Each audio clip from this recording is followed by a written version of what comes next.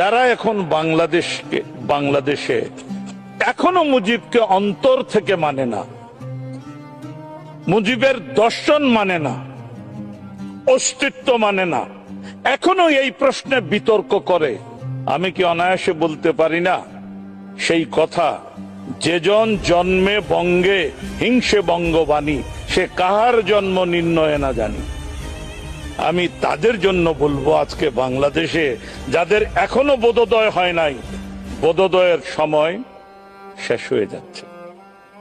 বাংলাদেশে বঙ্গবন্ধুর নির্ধারিত পথ, যেই পথে স্বাধীনতা এসছে, সেই পথ অস্বীকার করে বাংলাদেশে কাউকে বিচরণ করতে দেওয়া হবে না। কবি নজরুলকে দুইবার বিদ্রোহী লিখতে দিলে সে পারবে না লিখতে, পিকাসোর গুয়ের্নিকা দুইবার আঁকতে পারবে না, দা ভিঞ্চির মোনালিসা দুইবার আঁকতে পারবে না। সাতই মার্চ সমগ্র বিশ্বে একবারই এসছে, ওই ভাষণ ওভাবেই যাবে।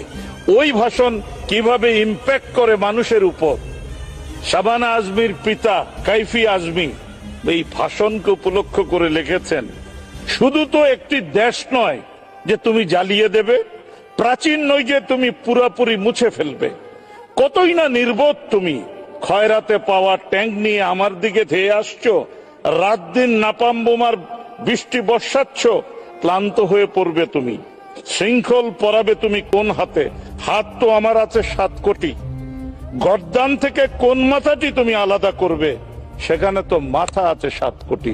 একটি ভাষণ 7 কোটি মাথাকে একসাথে গ্রথিত করতে পারে, সে কারণেই সেটা অমর। জয় বাংলা।